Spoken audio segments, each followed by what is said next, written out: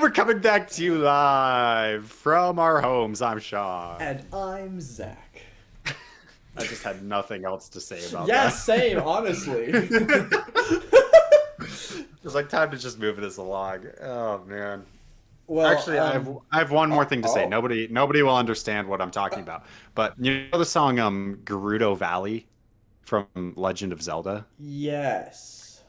It's like ba da da da ba da da da. Actually, wait, I can literally just play it. That'd be helpful. Oh, I know this. I know the name, but it goes. oh, yep, I got it. Those Yeah. those are the chords for that song. I just stole the chords for Gerudo Valley to use for that song. No. So, Man, Gerudo Valley is way better. Let's be honest. I hate to say it, but better than Behind the Knee. well, I mean, Behind the Knee was pretty close. I think if you really just like belted out a little bit more, we could have got up there. Oh, Really, I it's didn't your give it fault. enough. Yeah. I mean, I actually do agree with you, so it's okay. Oh, okay, good, perfect.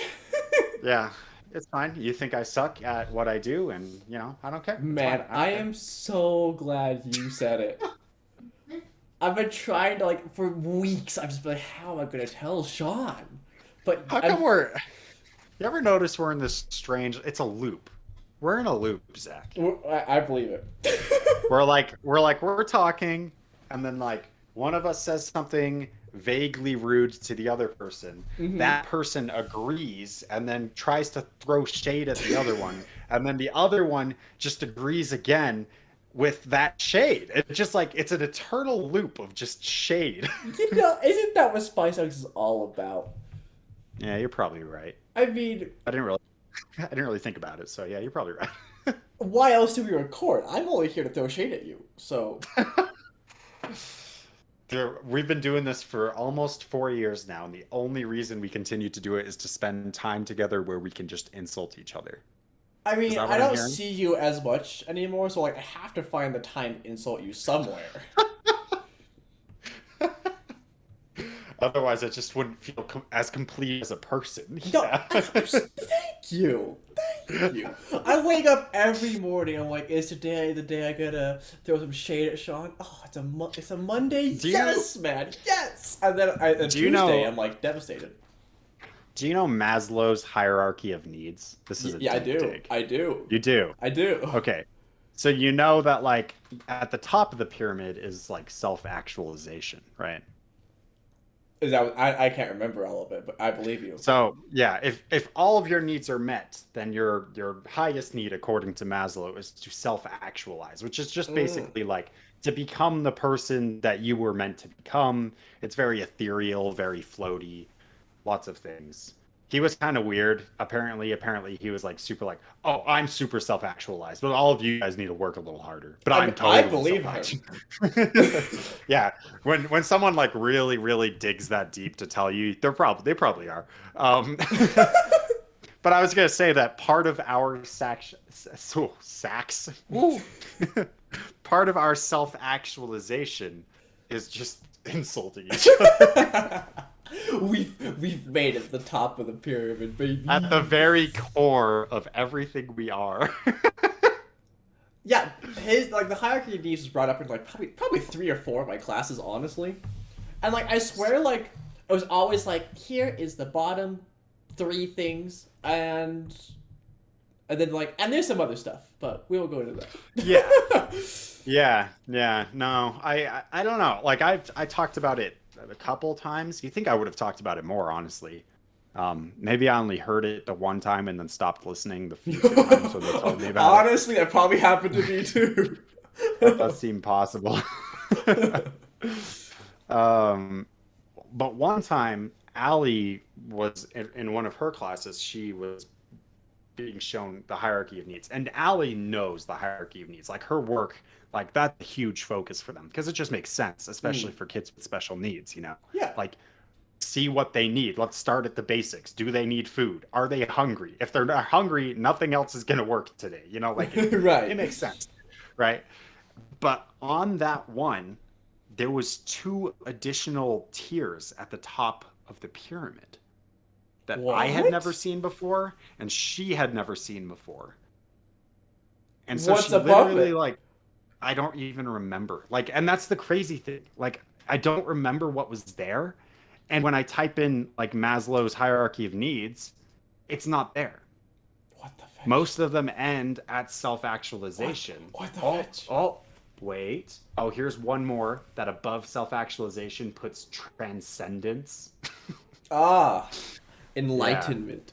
I guess. Okay, okay. I like yeah, it's weird. Like it doesn't show up, at least as far as I can tell, 99% of the time. And I don't know why. They did like she did ask her professor, and her professor was like, "Yeah, he added these later on in his life."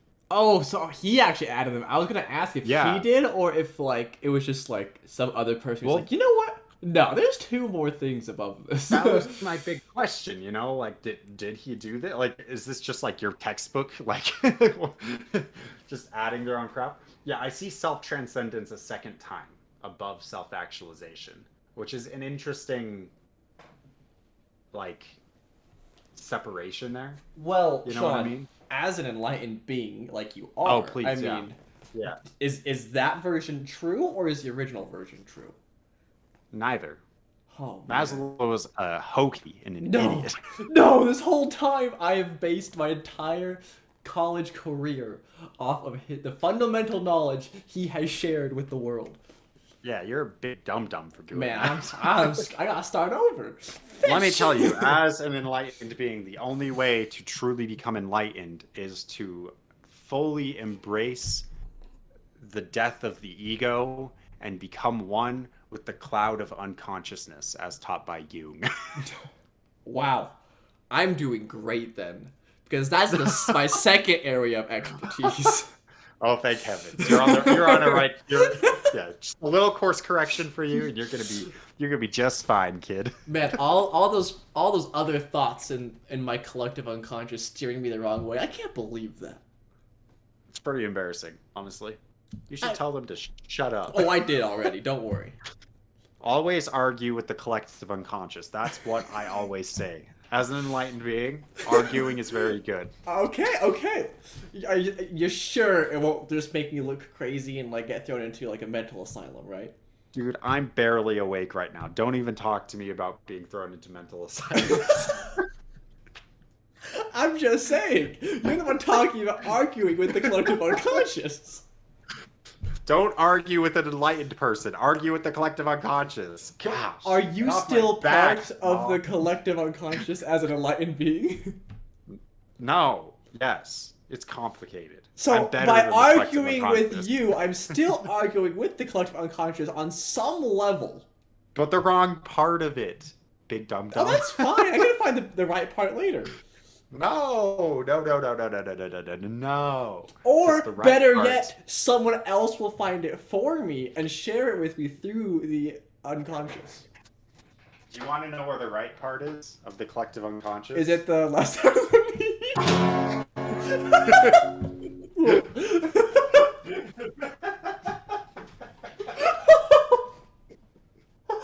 Oh my gosh! I'm so a joke glad. no one understands who's listening to this for the first time. I know. It's perfect. If you want that joke to be funny, stay to the end of this video, and then you can rewatch the whole video to double our watch time on said video and get That's the joke and laugh. stuff.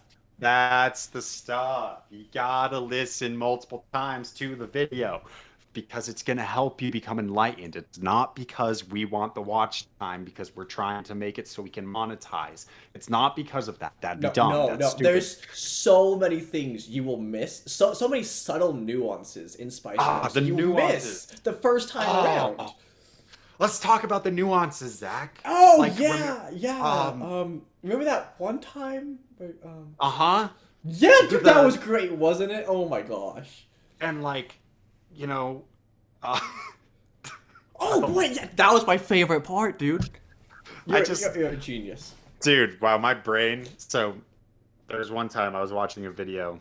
They were playing Quiplash. Okay, one of the Jackbox games, I don't remember what what the prompt was, all I remember was that their answer was dog's spicy butthole.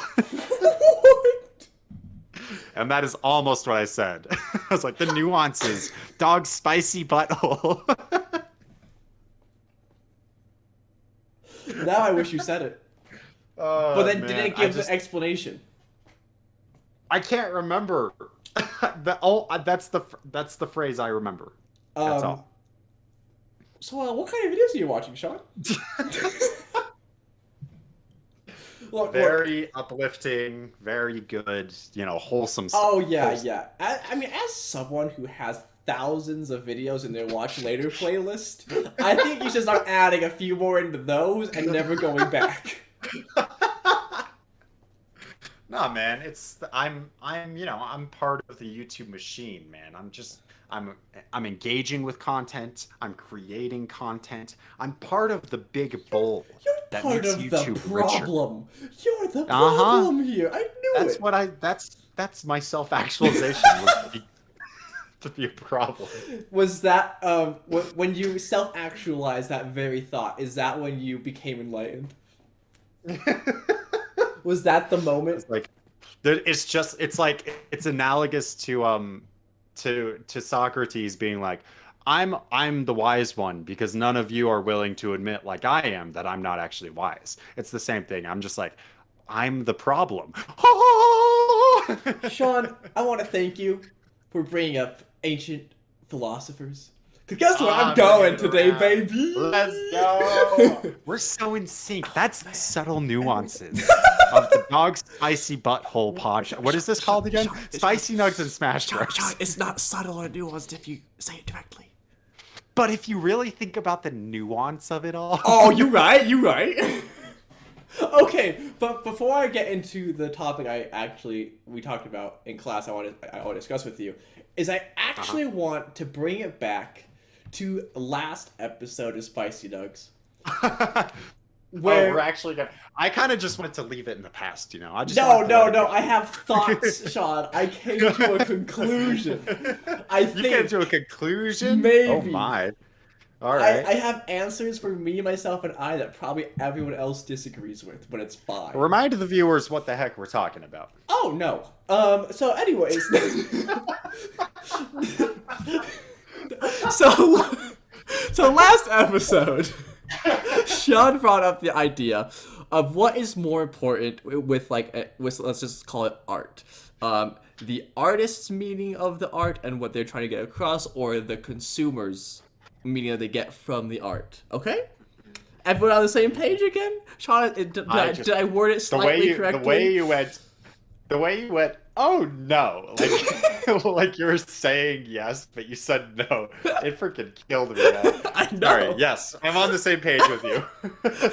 I was trying to explain it and not laugh because you were laughing. It's a real struggle, though. I'm gonna be honest.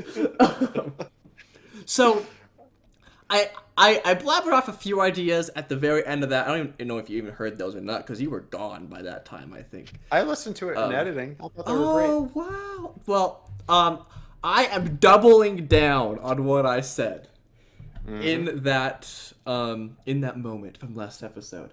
I think what matters more is the artist's vision of what they're creating and what they're trying to get across. And here's why I think that. Okay. A few reasons. The first reason is I think, one, it is the artist who is spending hours upon hours of their time to create whatever they're making. And they're putting their heart and soul into this. And, when they're creating this, they are very clearly trying to draw upon emotions, or they're trying to create this bigger image of what they have in their head, right? And this kind of goes back to modern art a little bit. Because I absolutely despise when, somebody, say, looks at a piece of art, or they look at a game, or they look at some, music or anything, and then they come up with this really deep thought about how this thing really means this, and this is what the artist was trying to get across. And then it's like, Okay, but how do you know that? Or like, there's even been some instances where the artist comes out and says, "No, that's not what it's about." Like, Yeah. um, Yeah. and there's also it's kind of the same reason why I dislike when a lot of TV shows recently that are based off of something that drastically change the story or the characters, Mm, um, right. because I feel like it's betraying the artist's vision of what they wanted this world to be like, Mm, and it's someone else taking their work and almost saying I can do it better, or this is what this is supposed to mean. mm. And that really bothers me. So that's a couple thoughts. Now you're free to disagree with me on every word I just said. Well, I like what you said. It made me think of a couple things. One was like a 45-minute YouTube essay about Undertale, in Love which that game. he breaks down how the internet destroyed Undertale, Hmm. um, and caused like just the breakdown of like such a simple game into what it's become fan wise, where every single small piece where there's like a character that has one line of dialogue, and now they have like an entire fan fiction route written about them. Yeah, Very yeah, for sure. very interesting video. I'll send it over to you. Honestly, Please it's do. super interesting and kind of disturbing and amazing. Like what has come out of just like such a small thing, you know. Um, Mm.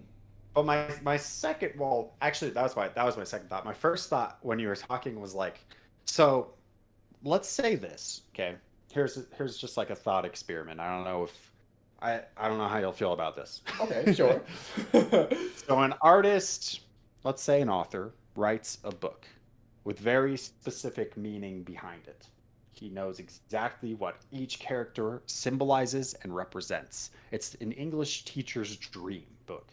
Like everything down to the curtain's color and the door being open or closed has meaning behind it. Everything's been thought out. Okay. Right. And he releases it and it's wildly successful. Sure. However, every single person or like huge groups of people argue about the meaning of different things.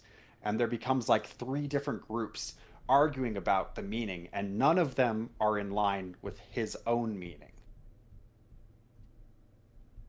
Does that mean all of the people who found that meaning of their own and agree with huge amounts of other people are completely wrong and just in the wrong because of that?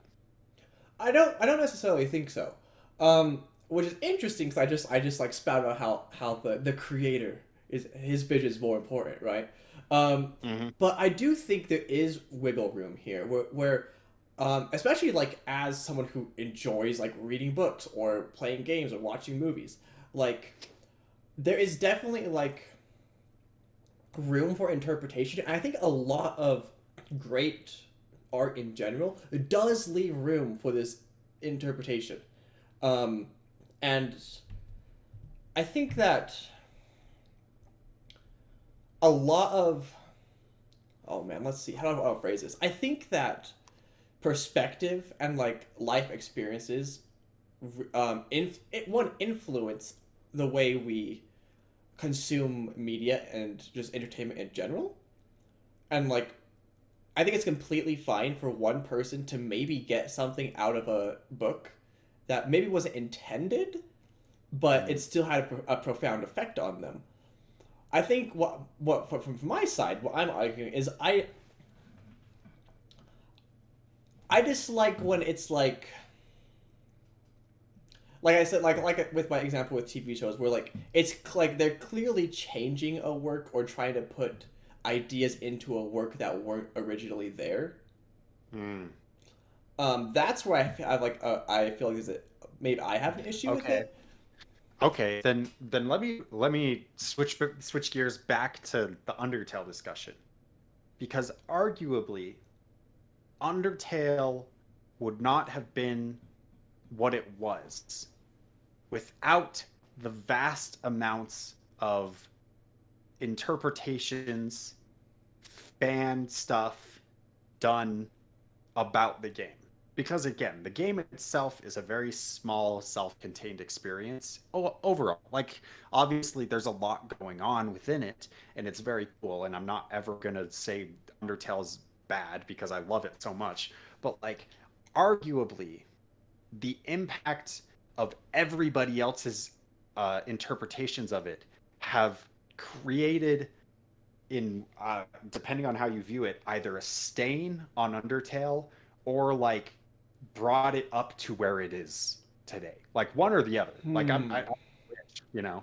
Like the year it came out, this is from the video. Apparently, the year it came out, it was ranked number 1 on lists of like the best games of all time, Wow. which like that's been held by games like Ocarina of Time, like Super Mario 64, like games that have been groundbreaking, you know? Yeah, yeah. And so people like really disliked that. But like because it was there, now more people consumed it, and then more people went and made their own stuff about it. So the meaning of Undertale by itself suddenly spirals into all of this other stuff from other people. Um, where am I going with this? Is there stuff not as valid as the initial Undertale thing because they're extrapolating and creating stuff based off of it? Or I don't know. Maybe this is a dumb No, question. no, no, no, no. I get what you're saying because in a way, I'm like, so I actually really enjoy like digging deep into these kind of things or like going down the rabbit hole, so to say, and like seeing all these theories or like just seeing what people come up with, right? And I Hmm. which and I don't think there's anything wrong with something like that. Um as long as you're being respectful to the original content. Mm. Okay. Um, Another example that kind of comes into mind is like you take what FNAF was, Five Nights at Freddy's, a Right. simple horror game, and Yeah. just see what it has exploded Become. into. Yeah. It's in a way I am like an interesting comparison between Undertale and FNAF. I haven't seen like gone down the rabbit hole of Undertale quite as far. I don't think just I because think they're very comparable. Yeah. um but there is like the FNAF fan games. I think those are really fun. Like there's somebody who loves the Yeah. series and is like, yeah, let's make this. Like, but like and all the fan games, you can see there's like a huge respect towards the original content. Um, Mm. but although I do feel like there are definitely certain areas in the FNAF rabbit hole that's like, okay, maybe we've gone a bit too far here, guys. Let's Yeah. let's let's take it a step back. I feel like Yeah. that kind of happens with say anything that explodes like that. Hmm. There's going to be the good and the bad, and obviously what the audience is doing is important. But there's going to be some things that are maybe a little bit more nuanced. um, Dude, freaking, I'm just linking the video for the Undertale thing in the description because I feel like it has a great conclusion to this entire discussion, and I'm just gonna leave it at that. Yeah, great. Yeah, I think it's Perfect, great. awesome. With that out of the way, it's actually incredible how close this topic we just goes straight into what I want to talk about, which is kind of insane how this Cool. happened again. Um, Interesting. But so for last week's reading, we had to do a reading called from Longinus and it's called On the Sublime. And Okay. it's a fairly lengthy reading, but it's basically Longinus just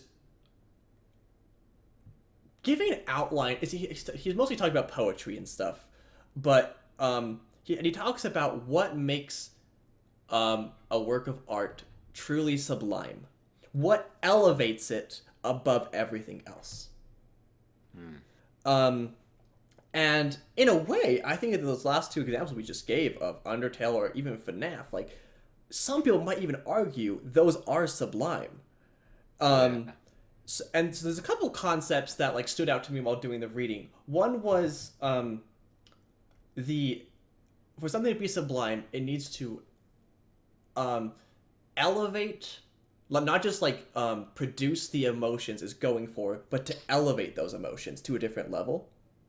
Mm. And then one, it, is I can't remember the phrasing, so I'm just gonna absolutely wing it in my own words here.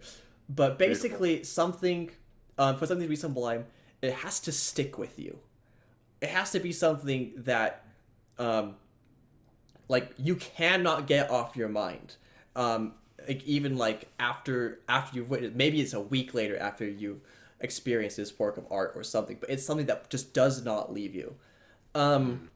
so I actually wanted to bring up a different example. One I don't know, I think we talked about it a little bit on the Spicy Nuggets already, but that is the manga I made you read. Hmm. Um, I sold my lifespan for 10,000 yen. Um, Yes. I would argue that work is sublime. And I Mm. still have not yet been able to stop thinking about this work.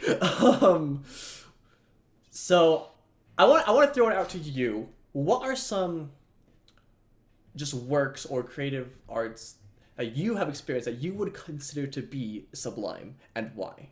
Uh, Like, remind is me there anything that comes to your the head? second criteria. Remind me the second criteria for according to the guy what makes Oh, something these are sublime. just like two of the millions he gave out. Um, Okay.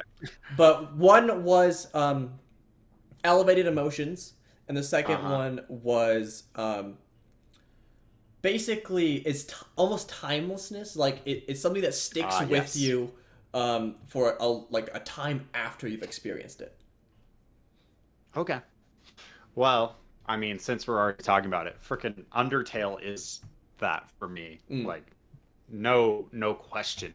yeah. I mean, I haven't done it recently, but like for a while, like after I got home from my mission, a rewatch of an Undertale playthrough was like a biannual thing. Like I do it twice a year.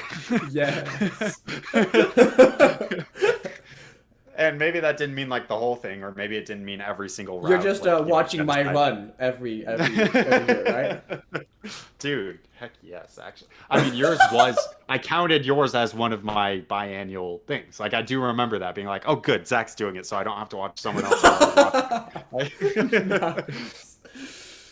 But, like, I just remember, like, I, if we're talking elevated emotion and timelessness, then the ending of the pacifist route, when you find out who Flowey is, and it Mm. all comes together, and I'll never forget the first time I watched that, as you're given the option to just comfort Azriel, and you go up and hug him, and he's just like, he's just a small child. He's been destroying the whole world, but he's just a small child, and he's just alone. He's so scared and alone because he everything he had was ripped from him, and he just like he became something he could not control. Like that was like such like a like I barely ever cry, but I teared up in that. Like that Mm. was like impactful moment. And like I just feel like those concepts, if we're talking about elevating emotion and timelessness, the concept of being a scared little kid who's just like in over his head and alone, just like lashing out at everything, trying to make some control in your world. Like that to me is like something that like makes a ton of sense. Um, Just I would you say, recounting that scene gave me chills. dude, that scene, ah, it's just all black, and you just walk up, and it's so simple because Undertale is so simple. It's just a little sprite change. You see an arm go around, and he like laughs, and he goes, "I don't want to let go," and I'm just like, ah. um, so yeah, Undertale would be one. I'd say the other one that immediately comes to mind is The Way of Kings. Mm. Um, a much more difficult thing to get into, I think, because of the length of Yeah, it yeah, for sure. and just like how far you have to go in to dive in. But I heard someone describe Brandon Sanderson books as like, especially like the Stormlight Archive, you just have to trust that he knows what he's doing to get you to the end. Like a lot of it will suddenly like feel random and confusing, and you're like, why is this happening? But like all of their character arcs, especially Kaladin's, though, obviously, like our poor depressed boy. Obviously, I relate to that. But like, just like the idea of like almost completely giving up, and then given one small thing to hold on to, and just gripping that and moving forward as quickly as you can with it, and just being like, okay, I may have nothing left, but maybe I have one last chance to help these men. And then in the end, as we all know, it's not only him helping his men, but by like later books, it's his men that are saving him. You know, like Mm-hmm. it's that like beautiful like um it's saving each other. That's what like is amazing to me about that. It's just like, and that's where like the emotion gets elevated, and that's where it becomes like this timeless like, again, like poor Flowey, poor Azriel all alone, poor Kaladin all alone, left to his own devices, and just like gripping and fighting to get back. Like I think both of those things are really cool. Anyways, yeah. I absolutely agree with you with the Way of Kings. I think because I will never forget what I went through when I finished that book. I will never Yeah. forget the emotions that plagued me for Mhm. days after I finished the Way of Kings. Um, And oh, and like this is like a side note almost, but like Wit's story in The Way of Kings to Kaladin, the one about the wander sail that they go to the islands and like it's the people who if you ever make a oh mistake they kill you. yes, That story in particular as well is something that I find like just like, oh, like it's horrifying and like it's terrifying, but like it is like I love like the message that Kaladin takes away from it at the end. Like, am I taking responsibility? Um, or am I trying to pass all of this off onto some other thing that may or may not be there? Am I trying to blame God or curses when I should take responsibility for what I'm doing and just say, I am trying to save these men? Like, that's another, like, it's a part of a book that, but it just like, it affected me so much when right. I read There's like a sublime work maybe within a sublime work, it. Yeah. sublimeception. I actually agree with you with the Wit story, but I think of a different Wit story. It's the one about climbing the wall Oh, yeah. that Yeah. Shallan performs on the stage. Mm-hmm. Yeah, that is, That that's, story, like I don't know what it was about that story, but that story got me. yeah, I think it's the twists and turns. You think you know everything about it because Shalin already told it, and then Yeah. Wit unveils things about it that you're like, oh my gosh. Yeah. Now I just Anyways. want to go read the Stormlight Archive again. That's a rabbit hole I won't uh, come out of for a couple months if I Man, do. if that's not just like a purpose of Spicy Nugs, is just for us to remind people of the things that they need to read or re-engage with. Yeah. It's like, hey, we love this thing, so yeah, go look at that thing. Go. Go look at that. Okay, what about you, my dear friend Zach? Oh man. Well, like I said, I think the most recent one was obviously the manga. I had you read. Yes. And then before that, what is a sublime work?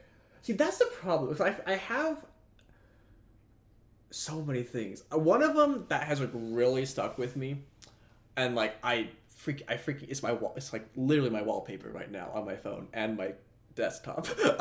It's called Your Name, Kimi no Nawa. It's it's anime, but it's like an entire movie. Okay. And it's it's it's like a comedy love story with time shenanigans. I can't even go in like I don't know. I can't even describe it. Like it's just something you have to watch.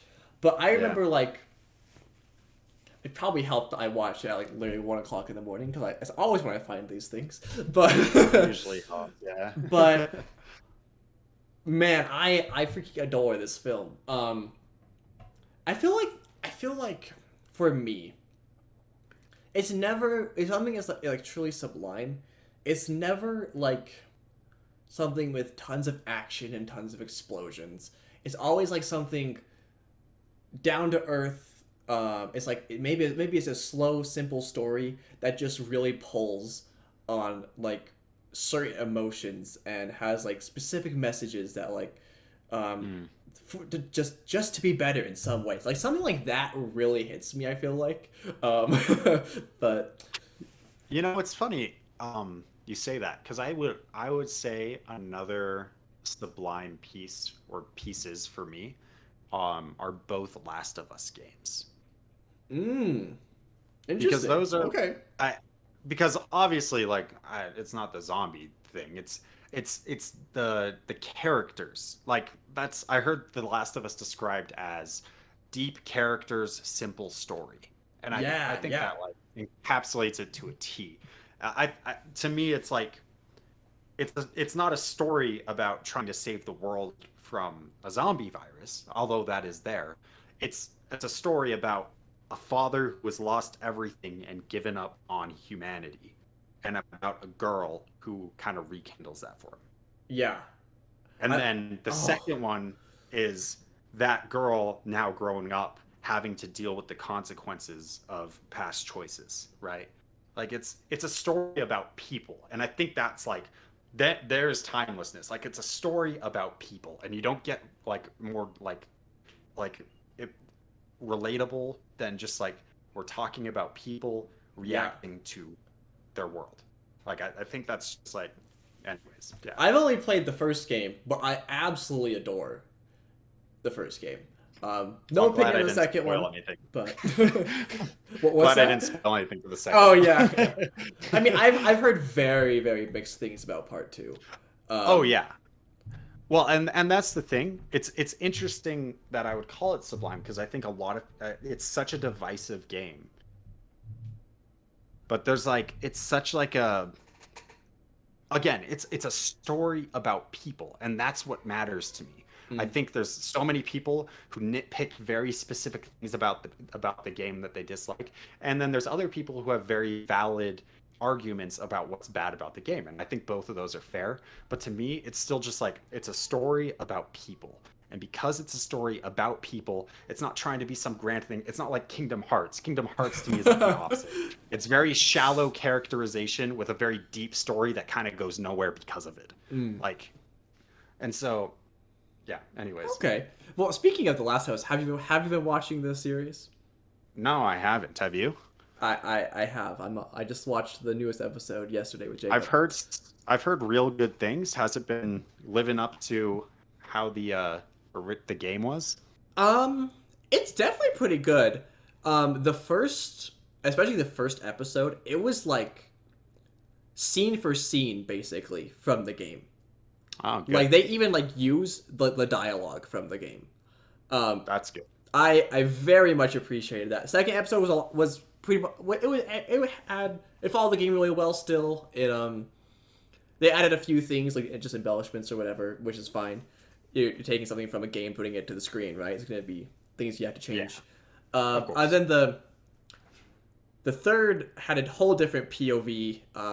It was like just like it was like stories of like some other names, but it was still good. It was fine.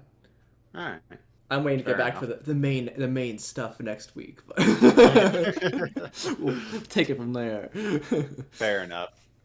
Anyways, did you have any closing thoughts on Sublime Art and how this Man, podcast definitely lands in that zone? boy, do I.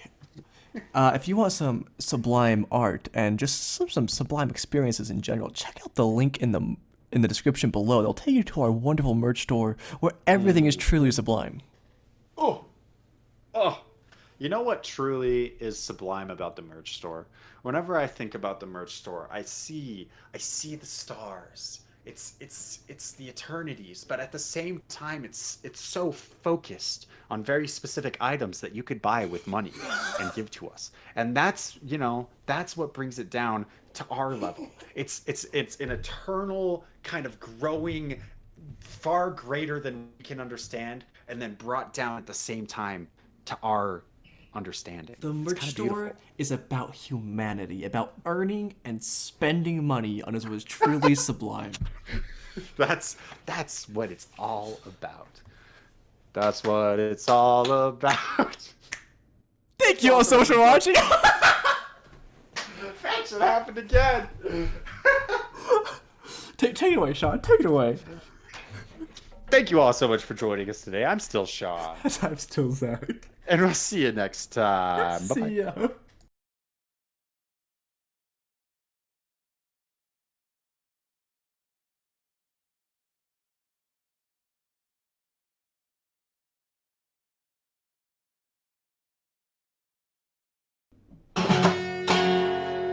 Behind the left knee.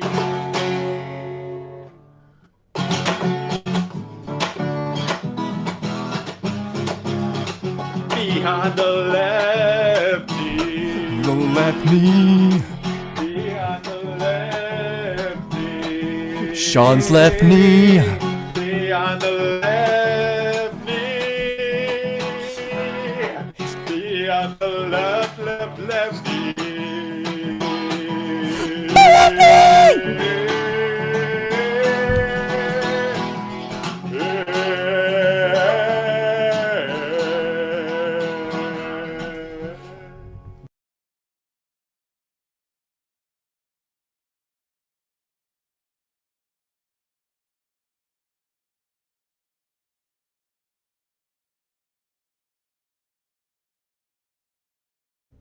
Well, well, well.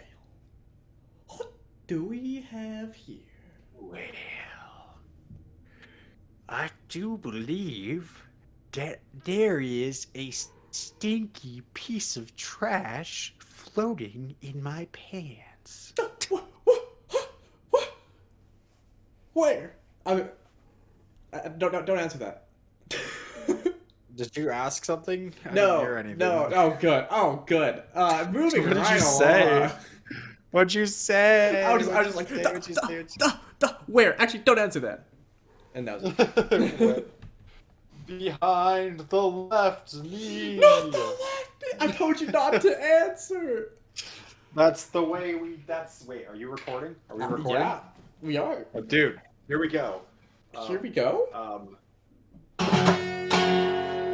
Behind the left knee.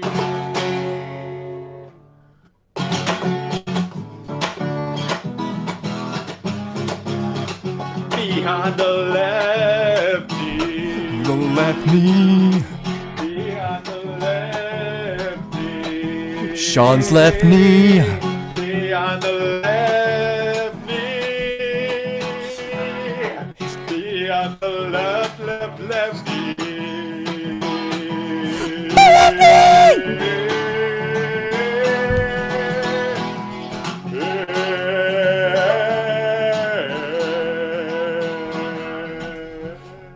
Dude, you went hard on that.